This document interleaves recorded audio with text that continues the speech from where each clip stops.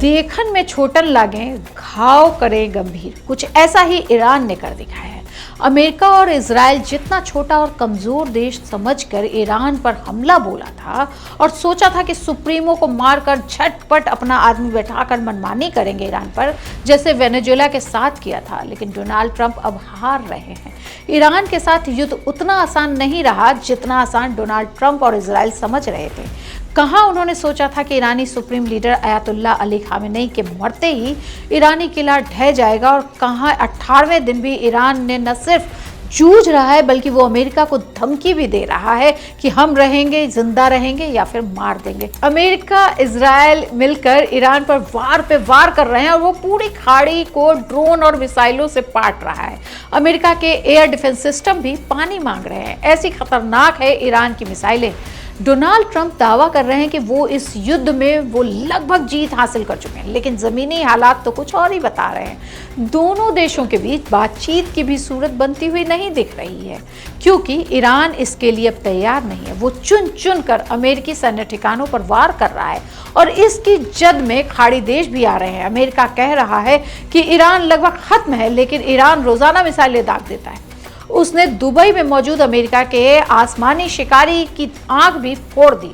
Iran की सेना के प्रवक्ता इब्राहिम जुल्फागरी ने अमेरिकी राष्ट्रपति डोनाल्ड ट्रंप को संबोधित करते हुए कहा कि युद्ध का फैसला सोशल मीडिया से नहीं बल्कि युद्ध के मैदान में होगा।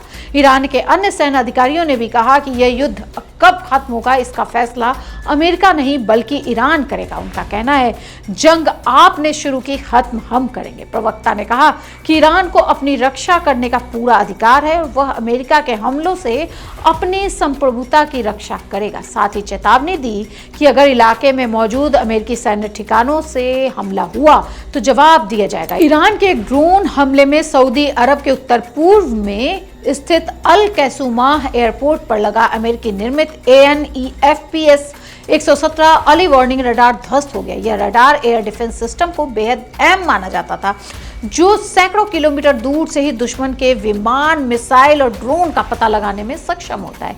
AN/EFPS 117 एक लंबी दूरी का 3D एयर सर्विलांस रडार है, जिसे खास तौर पर हवाई खतरों जैसे फाइटर जेट, ड्रोन और बैलिस्टिक मिसाइल की पहचान और ट्रैकिंग के लिए बनाया गया है। यह रडार अमेरिका की कंपनी लॉकहीड मार्टिन का विकसित किया गया है और दुनिया के कई देशों में इस्तेमाल हो रहा है। इसकी खासियत यह है कि यह लगभग 400 किलोमीटर तक की दूरी पर लक्ष्य को पकड़ सकता है और एक साथ कई टारगेट ट्रैक कर सकता है।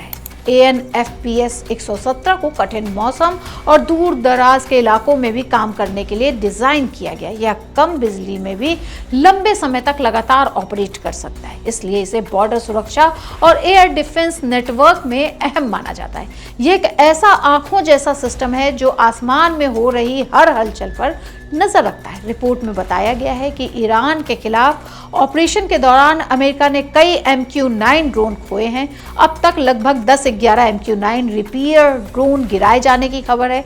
यह नुकसान सिर्फ ईरान में ही नहीं बल्कि यमन में हुतियों के हमलों से भी जुड़ा गया। इसी वजह से यह अनुमान लगाया जा रहा है कि कुल मिलाकर यह संख्या करीब 10% फ्लीट तक पहुंच सकती है। MQ-9 रीपर एक आधुनिक अमेरिकी लड़ाकू ड्रोन है जिसे बिना पायलट के दूर से कंट्रोल किया जाता है।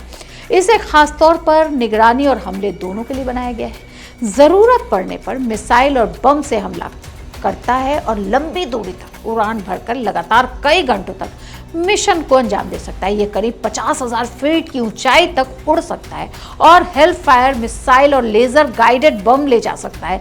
इसे हंटर किलर ड्रोन भी कहते हैं क्योंकि ये खुद ही अपना टारगेट ढूंढकर हमला कर देता है। इस तरह से ईरान ने अमेरिका के नाक में दम कर रखा है।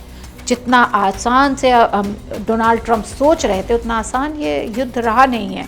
वो लगातार चीन, जापान, ब्रिटेन सबसे मदद मांग रहे हैं। कोई भी देश मदद के लिए आगे नहीं आया है।